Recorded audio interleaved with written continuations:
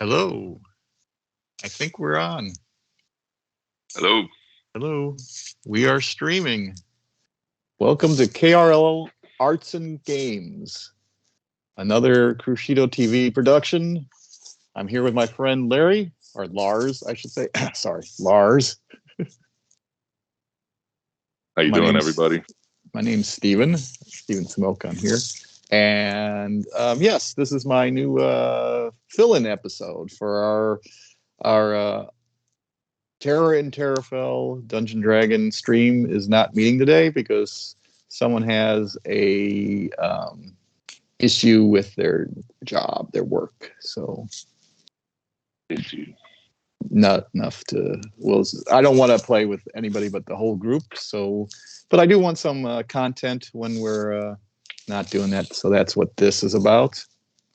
And Larry's been kind enough to join us, and he'll have his topic here in a little bit. We try to shoot for about an hour worth of information, talking about something that intrigues us in the arts and games of our history or what we like or something about it.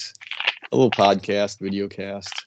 And so I'm going to get going here, unless you have something to talk about real quick before we start.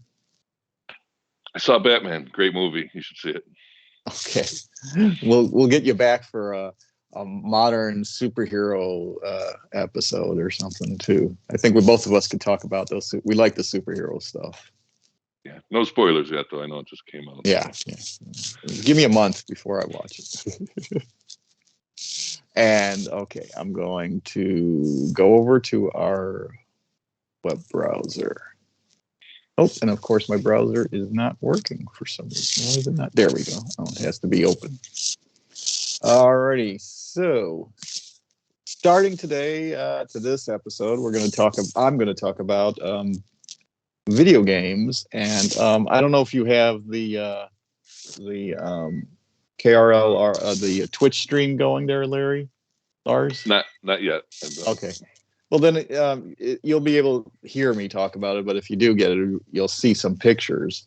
So I started with computer games, RPG games mostly. I mean, I played Pong before, but the real games that I enjoy and spend a ton of time playing in my life has been mostly before the year 2000 and mostly computer and some video console RPG games. They're probably my most favorite ones. And it all started in computer class in high school on the Apple IIs back in 83, 84. And I guess Apple II had Wizardry Proving Grounds of the Mad Overlord as one of the first role-playing games, first-person games that was out. I think there was maybe the original Ultima was out before that, but it came out. You had to save everything on a floppy disk. We had a hard drive, but they still needed floppy disks for everything. And you can see the pictures here of what it looked like if you're watching on the stream. If not, there was very rudimentary graphics, and you died a lot, and you had to start right over from the beginning. There was no save in the dungeon. And so it was literally going as far as you can, pushing your luck and getting back to the inn at the top of the dungeon and saving, because otherwise if you died in there, you've lost your whole thing. And it was pretty much just a boxy maze of lines that was the dungeon. But the rules for Dungeons & Dragons was in there. You had armor class, you had hit points, you had classes. So it was probably my first intrigue to Dungeons and Dragons. And then pretty dry period till 85, 86, probably in that area. The Ultima 3 was a big one. A friend of my best friend's younger brother, well, they got a Commodore 128 or 164 or something like that. I think it was a 128. And we went to the store and I bought the Ultima Exodus game. I saw it at the computer store. And I was like, this looks awesome. And so we played he played it a lot more than I did because I had to go over to his place to play it. But it was a lot of fun for top down, massive world. I mean, it was a giant game for its time. Of graphics were pretty rudimentary, but it still had a lot of role playing in it and a lot of story in it. So I thought it was fun. Have you ever heard of that one? No, both of these I haven't. I All can't right. believe I haven't, but no. Well, this is 85, as I said, so you were probably fairly young in that time. Yeah, 85, graduating grammar school. Computers were out. I don't Yeah. know if I had one. Okay. Probably not. Maybe a Tandy. I don't know when we got our Tandy. Okay. Now I went to college in '85, and our college SIU had a rec center, a cafeteria, lower level, and they had an arcade. And I don't know if that was in the lower level. I think that was in the main level. And an arcade, they had Gauntlet. Now Oh, it's Gauntlet was awesome. not a true RPG, but it's very close to the feel of an RPG, I would say. So some of these games are like honorable mention RPGs. But you did play Gauntlet in the arcade? Absolutely. Yeah, the Valkyrie was my favorite. The Wizard was mine. I always played the Valkyrie, but I look at it as it's a role playing game, how they kind of developed into video games and not so in depth, but you get the feel for it, and it's kind of without Yes. all the other stuff. You can just move, no time in between. Action RPG, I guess they call them, or something like that. But yes, it was. Oh, those stupid ghosts, man! They just kept coming and coming and coming. But it was a lot of fun. But this is the day, the old school day when quarters. You just had to keep feeding those quarters, and they were like I think it was a 2-quarter game too, wasn't it, or something like that? Uh, Not sure. We used to get 5 tokens for $1 at the Chicago Game Room I used to hang out at. Yeah, we had to do actual quarters. I just remember that. And there's a lot of games I played, but this one is probably the one I played the longest and got the best at eventually. Not great, but better. And then, of course, Nintendo came about. And I somehow played Zelda. I don't think I played it. I probably played it a couple of years later. Let's see, this is 87-ish, 85, 6, 87, somewhere around there.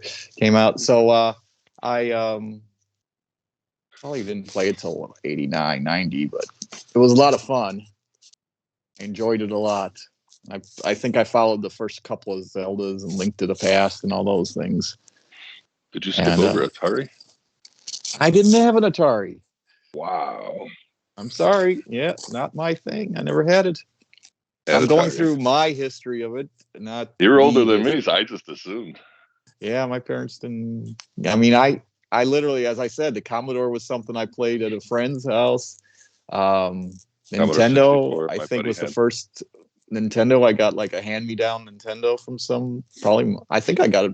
I don't know where I got it, but yeah, I enjoyed that and did play it all the way through. So these are games that I played almost or all the way through. So these are my biggest time games.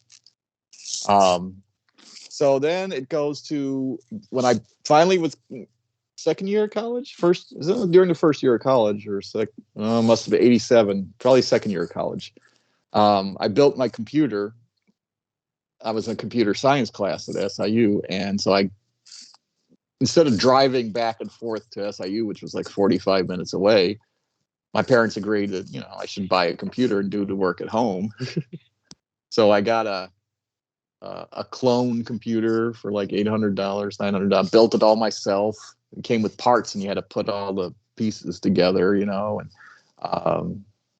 it didn't come with a color monitor. You can either buy a green one or an amber one. So I was like, well, I don't want to look at green all the time, so I've got the amber one. And then, I think maybe a year later, this game came out, and it was Might and Magic Book 1, Secret of the Inner Sanctum. And this is probably the biggest time one I've ever played, because this had, just like Wizardry, it was just walls, just walls here. You didn't see much, but there was just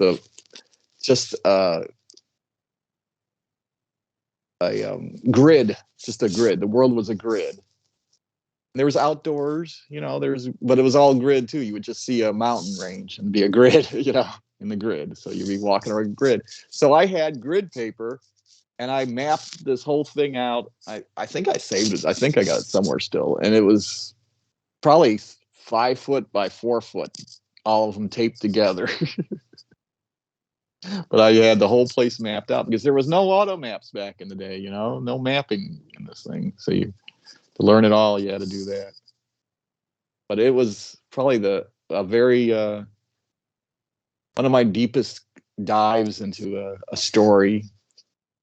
Had a lot of story to it. Had a lot of fantastical creatures. Have you ever heard of Might and Magic? I played one. It wasn't this one though. It was probably later. Yeah, I've played 3 of them all the way through. So this one was the first one. It would have been on Sega Genesis. Then came the first computer Dungeon Dragons game, but I think I played it a couple years later than the one that came out in '88. Probably played around '91 or something. And this was Pool of Radiance. And this is original Forgotten Realms world, Dungeon Dragons. Had a little 3D when you went down under the ground, and when you're above the ground, well, maybe not. Maybe this was all this fashion. I think one of them started having 3D, but I don't think it was this one. So I don't know if you've ever played these old school SSI Dungeon Dragons games. They put about 10 or 12 of them out. SSI? What's SSI? It was a strategic. It was this company, SSI. SSI, it presents the official Dungeon Dragons computer products. It's not. Oh no, if it was on computer, no. No, okay. So yeah, these were all computer ones. There was a series of the Forgotten Realms, Pool of Radiance, Curse of the Azure Bonds, Secret of Silver Blades, and Pool of Darkness. I only really played the first one of those series. And then Might and Magic 2, Gates to Another World, when I finally moved up from Southern Illinois here, this is the one I got up here when I got a color monitor and I started playing this one with a little better. I think I got a little better computer to play it too. And, the graphics was still rudimentary. It still was a grid, but it had an auto map and it was a little better than the last one. It was still a whole world. So I enjoyed it. I went through it, I believe, all the way through. I still have notes of all this ones, hints and stuff of that one. But yeah, that was 89. I probably didn't play it till 90, 91.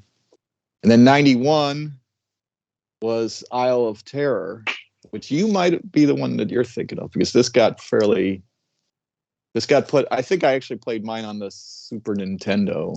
They put a version out. That's another Might and Magic? Yeah. I don't know if you can see the picture. I don't know if you're seeing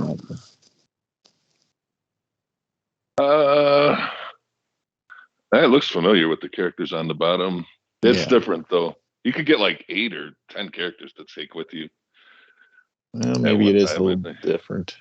It's just similar, though, but yeah, right. I know mine was on Sega Genesis, so... Okay. It probably wasn't this one, but same. I mean, it was Might and Magic, one of them. Okay. Well, they did Heroes of Might and Magic, which was more of a going around the world and fighting battles, overhead kind of team versus team battles. This was more of a role-playing game, and when you fought, you were always in the 3D world kind of. This is the fight scene where you're seeing little blood splats on the guys and stuff. Mm-hmm. But yeah, so that was the last one I played, I believe, all the way through the Might and Magics. I do have all of them, but that was the last one. Let's pick up the pace here. Okay, so as I said, those games from SSI, Gateway to the Savage Frontier, was one that I actually played later on. And so it's set in the Forgotten Realms, which I still been playing until this day with you. So I played that that's where my Forgotten Realms knowledge mostly comes from, are these kind of games at the moment, Yeah. So Yeah, Gateway to the Savage Frontier, overhead battles, and then when you got actually into areas, you would see a little 3D view. But definitely Dungeon Dragons. Now, the one I enjoyed a lot was Eye of Beholder. Have you ever heard of that one? I have. All right, those were a lot of fun, and played those. There was three of them. I played the first two all the way through, and the third one my friend finished, but I never finished it. But yeah, I enjoyed going through a dungeon under Waterdeep in a somewhat action way. It's not so much turn-based. That looks familiar. That looks like Warriors of the Eternal Sun. I think this is a D&D game I played back then. Yes, that's one that I was trying to remember the name of that one. I didn't get the put that one on here, but yes, that was the one that was on Nintendo or Sega, right? Maybe Sega, maybe Nintendo. I can't remember. Alrighty, then came Neverwinter Nights, and this was the online version that they had on AOL, and you had to pay per minute or hour or something. It was crazy, but this is the first online game I've ever that I think was out there for computers. That you played with people, actual other people would get into it, and you'd be talking to them a little. Mm-hmm. And so, yeah, it was only through an AOL room or whatever that you can play it in. But it was built on that SSI engine that I was talking to you about. So, right. And it lasted a fairly long time, but I only played it for like a month, I think. I just wanted to state that this was, MMO before the MMOs started coming. And then Ultima 7, the Black Gate. This was the one of the most RPGs with a lot of mood and atmosphere to it, and kind of a cool things that came around later, like putting your stuff on your sheet where you have it, having all your stats pop up, having a container to put all your things on, touching things, moving them around. Everything was definitely a new kind of style for everything. Had a little problems with it because of bugs and stuff, but it was pretty fun. It looks cool. And then Ultima Underworld, which was coming out around the same time, but didn't feel that way to me. 92.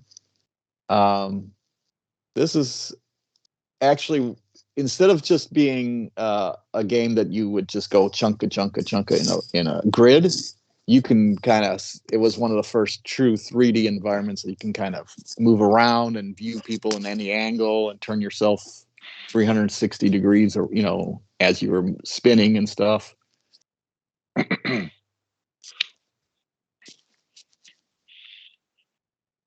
don't know if you've heard of this one. And it had a pretty cool, definitely had a Eye of Beholder kind of feel to it, where you're underneath the dungeon, going down a dungeon, kind of stuck in it and stuff. But it was a lot of fun. And then back to Super Nintendo, I played Secret of Mana. That was one of the few Japanese kind of, or Oriental, I'm not sure it was, but you know what I'm talking about, that kind of feel of a game that I really enjoyed and played all the way through. Usually I'm not big into those, but this one had the Zelda feel where you can kind of just go where you want and feel, not constricted by the battles so much. You ever played Secret of Mana? Nope. Okay. It was a very colorful and very atmospheric style to it. What year are we talking? That was like 92, 93, I believe. And then in 93, Dark Suns kind of was the last of the I don't know if SSI made it. Yeah, SSI made it, but it was one of the last of their style before they lost And as it got a little better graphics, they were doing a little more detail to it, and it was definitely in the feel of Dark Sun Dungeon Dragons, which was more of a Conan and deadliness. And I enjoyed that one a lot. I played that through. And then Elder Scrolls came out with their first one, the Arena. Have you ever played the newer Elder Scroll games at all? No.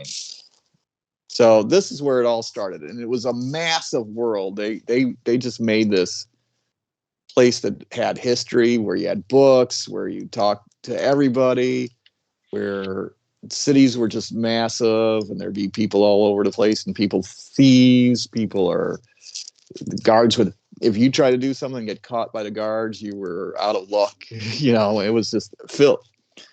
It was so big, though. It was a little very buggy. Some places they made them smaller as they got bigger. Also, it's so big, but it's not 3D up and down. It was 3D. You could spin around, but you couldn't really go up and down. There was no levels really. No. Sure.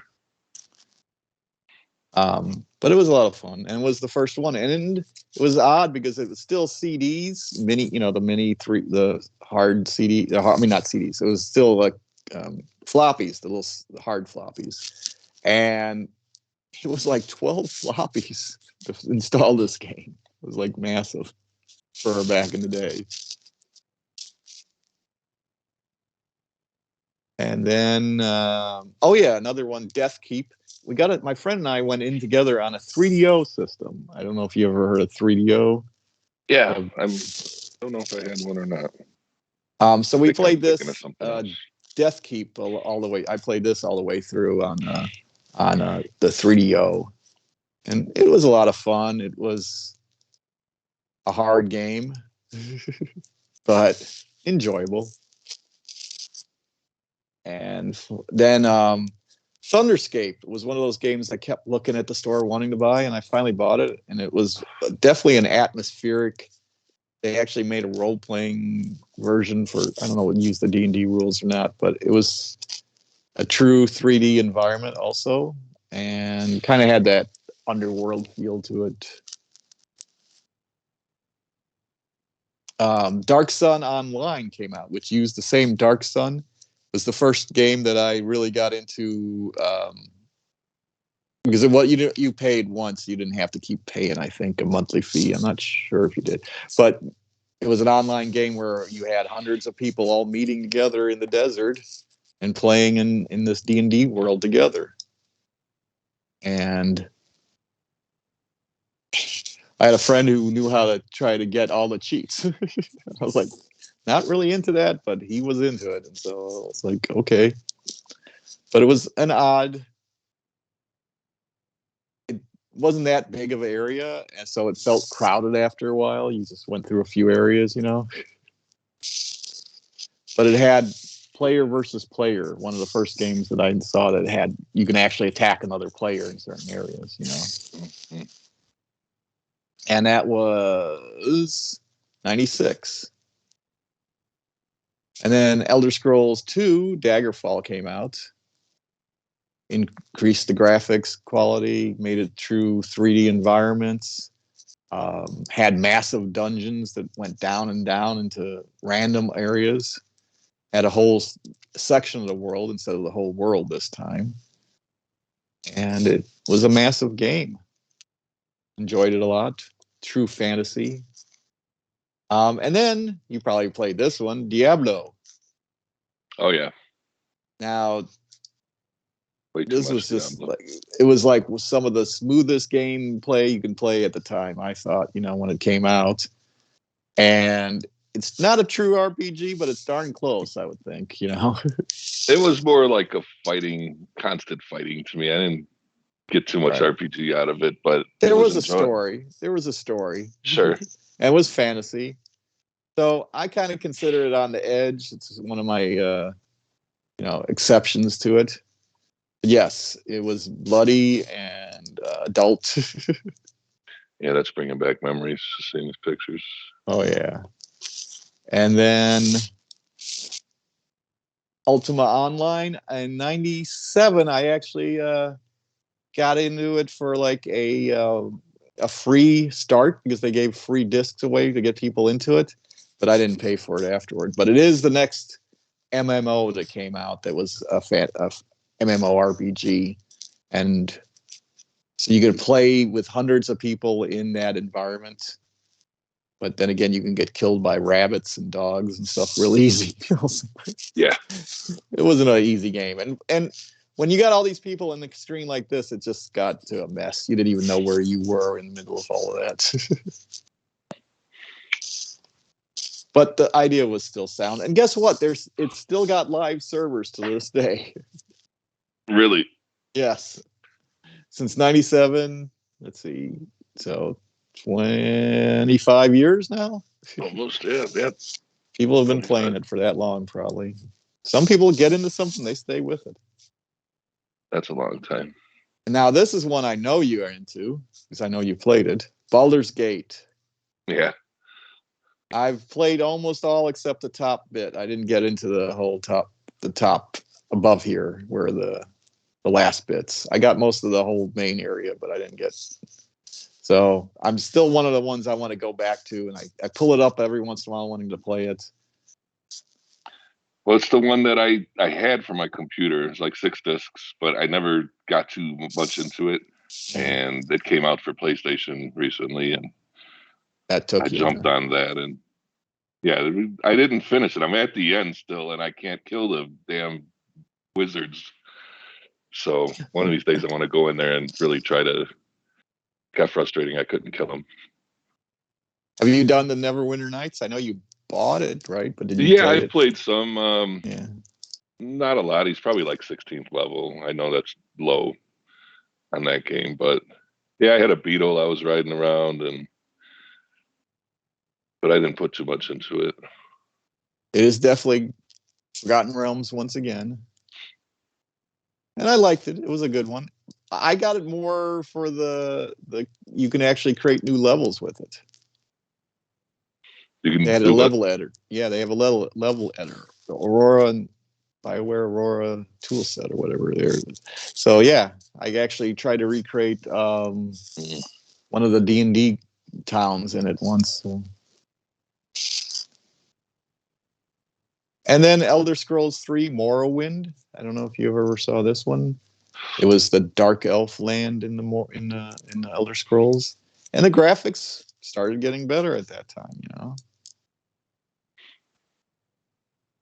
It definitely had an atmosphere to it. The people still didn't look the greatest, but definitely had an atmosphere to it. If I said that quite a bit today, but yeah, it was this whole island of intrigue that you can play on. It's still being iterated on in their newest versions of the game. And I think that's about it for my thing, other than I'll say I'm still playing some of the games. I just don't have the time I used to. Right around this time, I think I played Morrowind a long time, but didn't really finish it. I just ran, you get in your 30s, just don't have the time to sit at a video game for hours and hours and end. But that's the kind that I liked. So, I didn't like shoot 'em up so much. I did play, Unreal and Quake and Duke Nukem and stuff like that. Mm-hmm. But then they started getting into it more and more, and everybody started trying to be the best, and I just wasn't into that. And I played World of Warcraft. I played some other the Elder Scrolls Online. Now I've played a lot, and Neverwinter Online. I've played a lot. So those are all still the feeling of old games to me. But yeah, that's my RPG in the computer world, and I've always intrigued about putting the two together, the Dungeon Dragons with the computer world. You can kind of see how I do that when I throw in some of the 3D elements in our campaigns. Mm-hmm. So you kind of get the feel that you're in there a little. And I still Good Old Games. Have you ever heard of this place, goodoldgames.com? I have not. They sell all these a lot of these old games for a fairly good price. You can get them for $5, $10. Some of them, the old ones. They got the old Forgotten Realms games. They got all tons. I got like the Eye of the Beholder right here.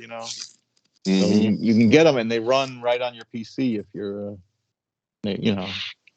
fairly. You don't need a high end PC to run them and it all. So I have quite a bit of them actually on there. So if I ever want to revisit them, there they are. Alrighty, so let's hear your thing here. Give me your interest today. You had a question out there. Did you ever answer that? Oh, I did not know that. Tell me about it. That says no Zork. No Zork. I did play a little. I wasn't very good at Zork. It was a hard game to get very far in, and there definitely wasn't any graphics in Zork. Did you play Zork? I remember it. Excuse me, but I don't know if I played it. If I did, it was very little. Yes, it was just text. Those text games, the original Zork. Go left. You put L or go left or whatever you want to tell you them going left, and you tells you what you see, and you have to remember it all. There was no visual cue to what you're doing, So, right. And then you'd get somewhere and you'd have to. So yeah, I'd try them. Those I didn't have as much patience for. I actually just remembered a game. I'll get off the game subject, but it's been a long time. I had one of the Atari. I think it was Atari 800 XL, Yeah. and it was called B-1 Nuclear Bomber, but it was just words, and it would tell you would fly to Russia and you had to drop a nuclear bomb, and it would tell you how far, and then planes would be coming after you, and it would tell you, these MiGs are coming. What do you do? And it was pretty cool. I was like addicted to it for a game with no graphics. Yeah, but I can understand. I forgot all about that till now. What was the name again? I think it was B-1 Nuclear Bomber. B-1 Nuclear Bomber. Atari XL, 800 XL. I love those Atari computers. I forgot I used to get those too after Atari and before Nintendo. Once Nintendo came out, I didn't do a lot of computer. It was Nintendo, Genesis, Super Nintendo, until PlayStation, and it's always been PlayStation since. So, what is your So, I apologize. I'm not going to have wonderful graphics like Steve had, but I think you want me to search? You want me to search for it? You can, if you could throw stuff on when I mention. We're going to talk about my 9 all-time favorite albums. If that's what you want, albums what you're thinking, and which is hard because bands.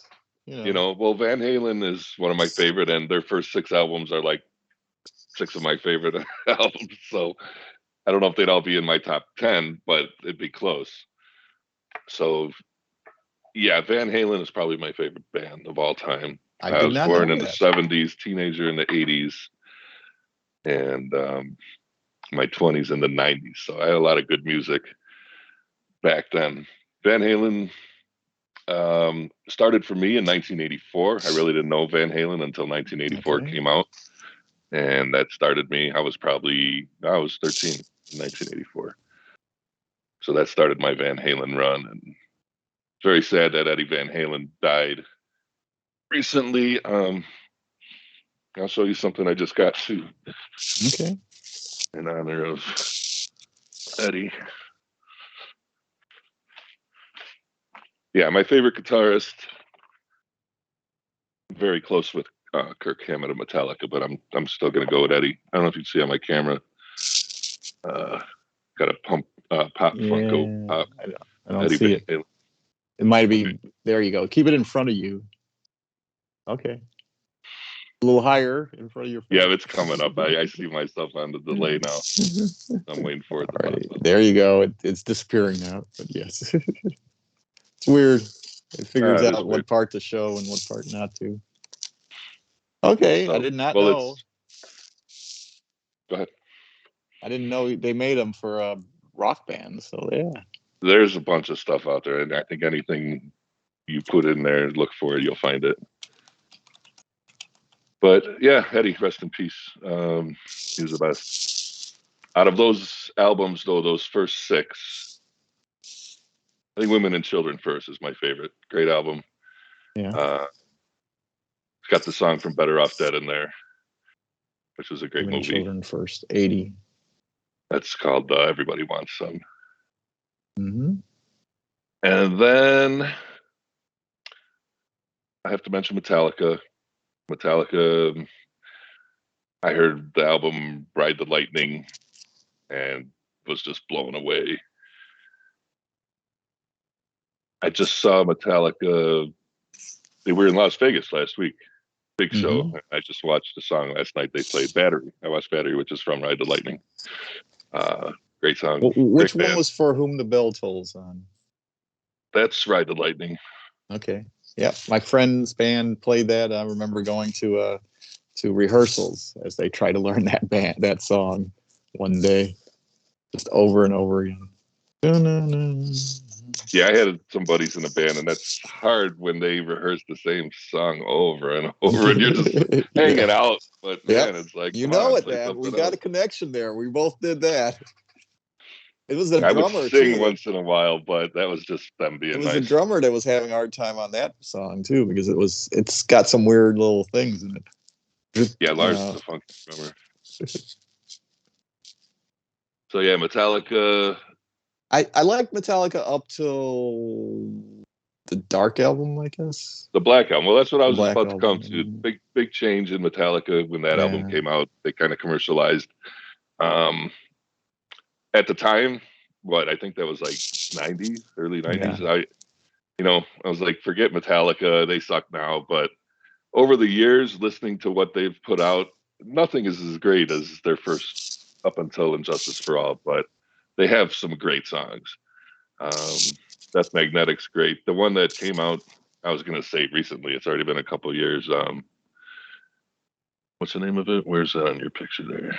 I'm not sure which year did it come out. Probably Hardwired. Hardwired. That's it. Yeah. Hardwired to Okay. Self-Destruct. That's a good one. I don't know. Somewhere at the end here, I'm sure these start not being like a fan can number. Yeah, these aren't actual albums. Probably they're just stuff there. Kirk Hammett is unbelievable. I put him right up there with Eddie. I mean, Eddie's my favorite. Yeah. But Kirk is just amazing. His solos, I could just listen to his solos and be pretty happy. Saint Anger, you're right there by Saint Anger. There's no solos in that whole album, which was bizarre to me. So not a bad album. It's an album where they're pissed off, and you can tell it's in their songs. What do you think of Dave Mustaine? Megadeth, all right. I was just reading the other day of when they kicked him out. They were hanging out with Anthrax, partying with Anthrax back then, and they said they were looking for Dave, and I think it was Kirk said he's on a bus already to California. We just fired him. No, it wasn't Kirk because Kirk replaced him. I'm sorry. So it was. Right. It would have been Cliff. It was Cliff he was talking to, and Did then Cliff die? he didn't believe him. He said, "Yeah, Cliff died in a bus. Right. Their bus flipped over and he died, which was crazy." Yeah, I remember hearing about that. But yeah, he told Dave, and I guess he was a jokester. So Dave, I'm sorry, not Dave. The guy from Anthrax was like, whatever. But then he talked to Kirk and James, and they confirmed it, and it was like, wow, that's crazy. But I guess Dave Mustaine, like, he was the guy who would get drunk and not be a cool drunk. Everyone's trying to have a good time, and he would get drunk and not be fun to be around. So according to what we hear, let's not put anything online that we were sure about. But that's what we heard. I just read that. I just read it last night. So that's what don't want any trouble from any bands. So alleged. Alleged. But I just saw him actually talking to Lars, and he was pretty much crying. Me and you were buddies, and you just kind of left me, and that's hurt me up until even today. And yeah, I get it, but yeah, he was whining. So what's next for you? Let's go to 1994 when my 3 favorite albums came out. That's Offspring, Smash, Weezer's. You want to do Offspring first? Well, I'm just going to mention the three: Weezer's Okay. Blue Album, Offspring Smash, and Green Day's Dookie. A great year for music. Those are three of my favorite albums. Three of my favorite bands. I gotta listen to it. I don't know these guys as much. Really? Offspring, Weezer. I was gonna out of the I've three. heard of Yeah, Weezer. I might even seen. I don't know if I've seen I've seen Weezer. Weezer twice. I've never seen the Offspring, which is sad. And I've seen Green Day twice. Once, I think once Green Green Day. Day, one of my How video do you? games I liked a lot on the 3DO, Road Rash. I think Green Day did the I loved soundtrack for Road it. Rash. I didn't play Road. Oh man, you're gonna bring up Road Rash. I didn't play it I on love 3DO, Road but I Rash. had it on Genesis. It's out now. No, it's not. I got a different game. It's like Road Rash. It's very Oh, you got to similar. tell me what I love. Road Rash was one of the I got to ones I turn my enjoyed. PlayStation One on. of I the forgot only about that. racing games I ever liked because you can hit It people as you go it by. was one of the best, and I've looked for it, and I saw 3DO has it, and I tried to see if I could get it, Yeah, but you can't. And I that bought was this other game that came out. It's Road. It's not Road Rash. It's Road Rage, and it's yeah. stupid. It's nowhere near as good. But I just got another new one on PlayStation, and it's very similar to Road Rash. You fight, and I mean you cut people's heads off too. Oh Like no. it's awesome. I got to look up the name and I'll text it to you. It's on my PlayStation. I already forgot I downloaded it. It was like 2 months ago. But yeah, great game. Off the subject, Yes. Well, no, Green Day. but yeah, Road Rash on Genesis. That was one of my favorite games of all time. Yes, I played the Genesis one a lot too, but the Eh, 3DO one was the bomb. Yeah, The it wasn't graphics were really. yeah, the graphics were so great, and you I just be just like when you crashed, you just the ragdolls and it's just of where you landed and everything just was odd. I mean, it was fun in the Genesis, but it looked so much better, sure. and then you have all that music just hitting you as you're driving, It was like awesome, man. Yeah, I did not have the 3DO, but looking for Road Rash, I see that they have it out there. You could buy a copy for 3DO, but I don't know Yeah, if you can even find the 3DO now. they're there, but I don't think they're cheap anymore. That's the problem. Right. All So, right. So Green Day, Weezer, and Offspring. Of them, I and probably Offspring's the only one I don't know much about. So, I'm sure you know them. I'm sure you know the song "Come Out and sure. Play." It's very popular.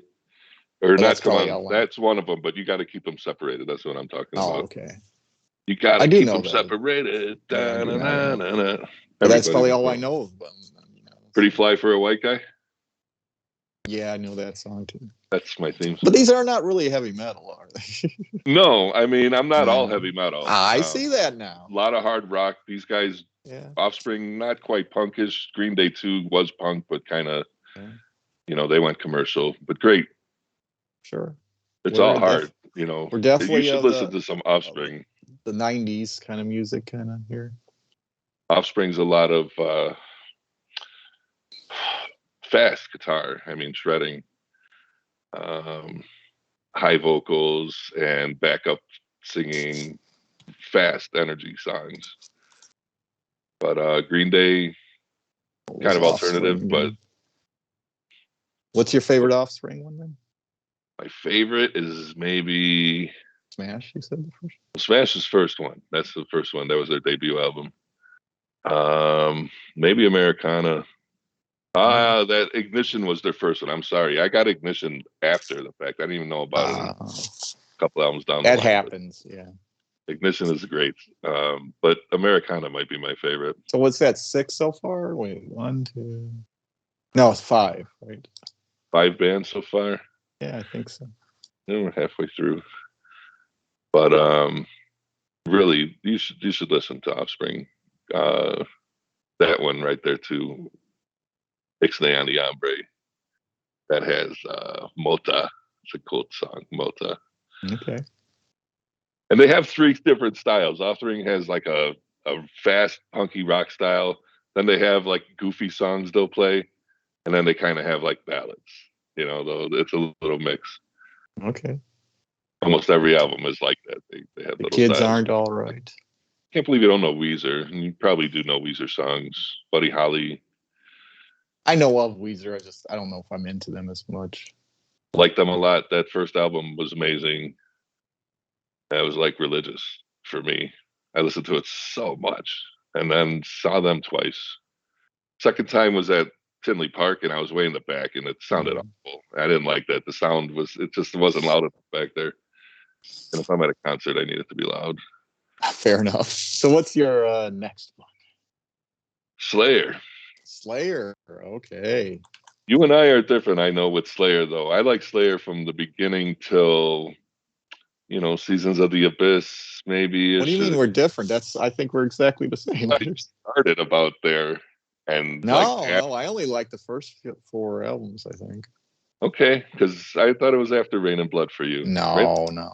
One I of my like favorite Rain and ever. Blood, South of Heaven, Seasons of the Abyss, Okay, well, Hell Awaits, yeah, Show No Mercy. Yeah, this bit right here. I've listened to some of the newer ones, but I don't own any of them. so I was I think, wrong. I thought I didn't think you knew "Show No Mercy" and "Hell Awaits" and oh, Live yeah, on that's Death where album. I got a friend of mine, my best friend's friend, and then I became friend with him. He turned us all on to. They had a video of Exodus, Slayer, I saw Exodus.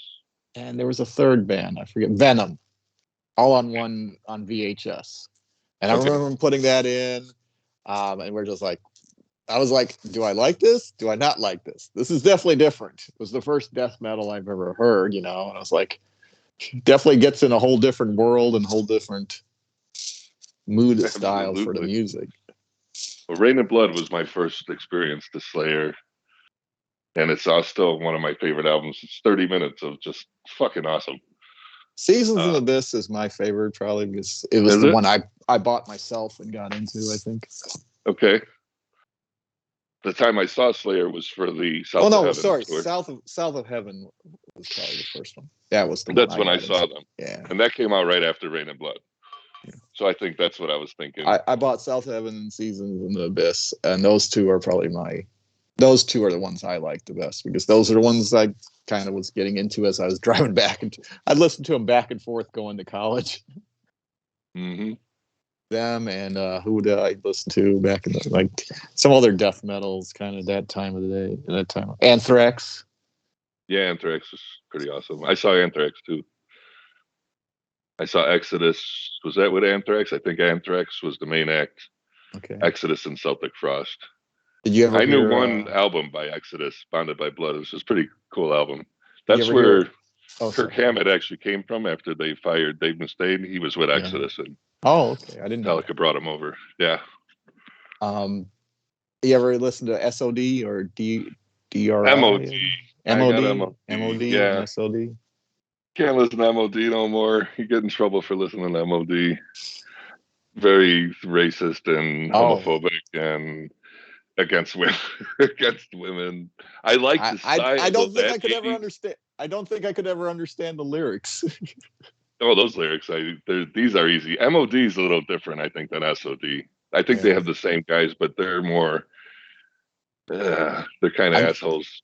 I never actually owned one, but I was just like, this is like the hardest thing I've ever heard. I think at the time I was like, this is the fastest music I've ever listened to.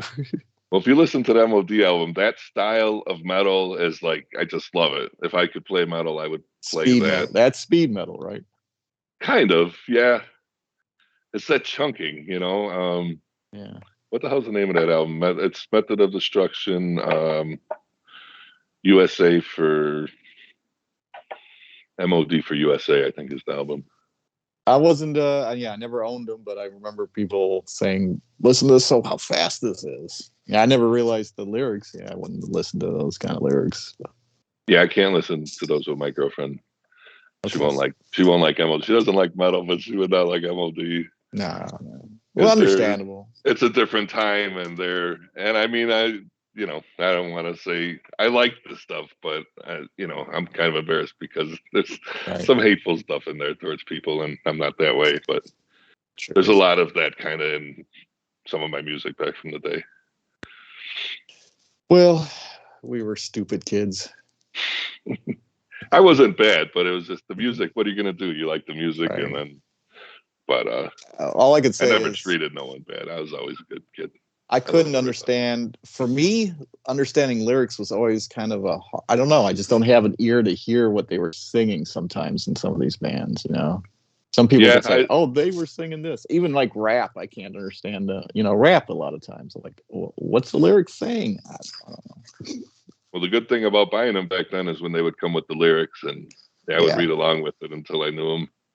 I guess that's why I like more singers that you can understand. A little more clear, clear metal singers. That you can understand and have a good enunciation to their songs. So I'm going to swerve off the hard rock and go to Okay. one of my favorite bands as a kid. Probably my favorite band as a kid, and still one of my favorite bands, Styx. Oh, I saw them. They're one of my I favorites saw too. them. I saw them without Tommy Shaw. I So saw when Tommy Shaw came back. I saw Tommy Shaw solo. But yeah, and then I saw. Have I seen Styx again? Probably not. Yeah. But the guy was good when I saw. I don't even remember what year this was. It had to have been 1990, early 90s, because I Yeah. was working at the Tribune at the time, Chicago Tribune. I used to work there, but that was around the time I went. So yeah, Styx. I'll always love Styx, Chicago band. Yeah. I love them too. They're one of my favorites. Um, I don't know a lot after they broke up. I know some of it, but I liked actually Tommy Shaw when he went with Damn Yankees. okay. Big Damn Yankees fan. So they started off with Styx one. Sticks one and Sticks. Where's Sticks one? I had a rare cassette that was hard to find. The Man, what's it called? It was like Styx 3 or something. It was Man of Miracles. Man of Yeah, Miracles. I had that I too. Did you have it? I couldn't Yeah, it find was it a at the hard. It time, was and a hard one to get. I had I it too. came Yeah. across a cassette. Yeah, Sticks. 70. Yeah, Sticks. Yeah, there's Sticks. Sticks two, and then Serpent Rising and Man of Miracles. I had a compilation once that had all of that stuff too on it. And then Edge of the Century. I had. That's a good album. That was Kilroy later. was here. I had a tape of Kilroy was here that only had half of the tape on it, and then it was a mistake, I guess. And then on the other half, it was the reverse of the first half. Okay. I don't know how it came out of it. It was like one of those cheap cassette bins where you see all the cassette tapes were thrown in a discount bin, Right. Oh, there was reverse talking in here. And Kilroy was here actually was what got me started on Styx. Oh Because that yeah, was early 80s. I was in grammar school and I just started hanging out with my new friends who knew like a lot of music. And I didn't know a lot of yeah. music. I knew my parents' music, which was oldies and country. That's all I really knew. And I knew some stuff here and there. But when I met my new friends, and they were big Styx fans, and yeah, all these albums, good albums. Equinox is great. Cornerstone, Grand So Illusion. the time I saw him was Return to the Paradise Theater tour. Not sure. Return to the Paradise Theater. Yeah, So like in the 80s? it was 90 mid 90. Yeah, mid Okay. 90s. So it must have been soon after or before the one you saw. Did you say Tommy Shaw came back?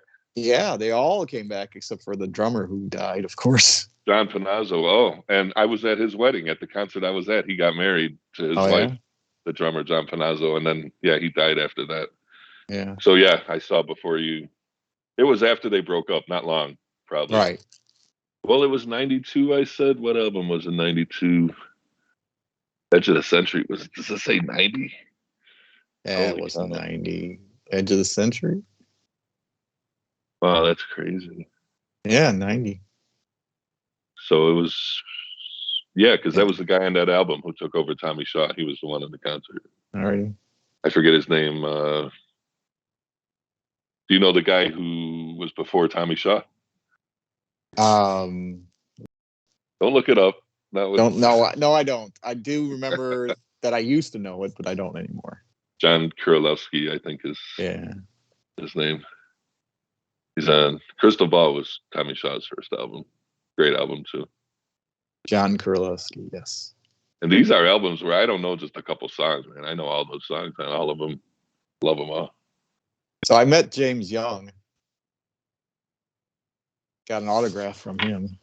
He was at the hospital I worked at in the 90s, and I gotta. his mother-in-law was there, and so someone had nurse from the floor like, "Hey, come up to our floor." Like, why? Just come up here. And he was dressed all a tall guy dressed all in black. JY was the coolest, man. Yeah, His he songs was. are my favorite. I think. He's a nice guy. I bet. It was There's all Glenn I had. Burtnick. That's It the was a guy who took over. little napkin that he signed for me. I probably have it stuffed in some kind of box still somewhere. That's awesome.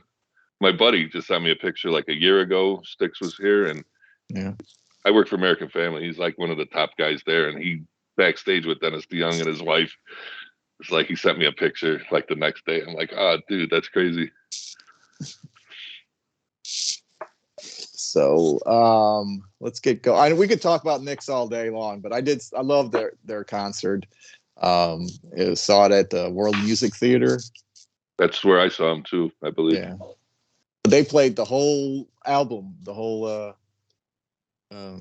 what album am I talking about again? The Paradise Theater. Paradise Theater. Yeah, they played the whole album. Great album. All because they had all the singers there. It was like great. So awesome sound. JY Okay, and Tommy Shaw singing Snowblind. what's your we're probably in getting close to 7, 8, 9? I'm not sure. I haven't been counting. Well, I did 3, 4, 5, 6. So now I don't know. There's a lot of bands out there. I might not be doing one of my top favorites, but just since we're running on time, I like Body Count a lot. At least one album. I don't know. I know some of his songs after. I don't know albums though. But Body Count's first album, maybe American second heavy album. metal band formed. The group is fronted by Ice-T. Okay, Ice-T, yeah. I did not know this. That one right there, Body Count 1982. Yeah, I think that was their first album, 92. It's heavy metal, but what they It's sing, mostly metal. Yeah. I mean, they it's got, I don't know how to say it. It's not really rap, not at all. It's metal. It's a nice style, and it's got an 80s sound. And then some of his newer stuff, he does institutionalized, but it's like his version. I forget who okay. sings that.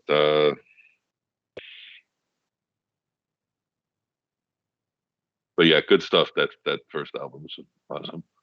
They've put out. They didn't put a ton of albums out, but they did put some albums I out. think some came later. Yeah, I don't think it was for a while.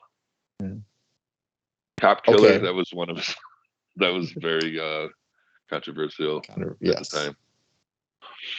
And next, Next, I don't know them at all, so I can't really fill in for you on that one. but well, yeah, but that's when There Goes the Neighborhood, great song. Who else do I like a lot? We said Metallica. We've talked about them. You know, old school Boston. Yeah. I love Boston. first album. Yes, that was That one was of when my I friends' first favorite. started getting high and listening to Boston. I didn't know Boston. It was my new friends hanging out and they were playing it. And I'm like, wow, experience, Yes, blown away. and being one guy's dream, I always thought was awesome.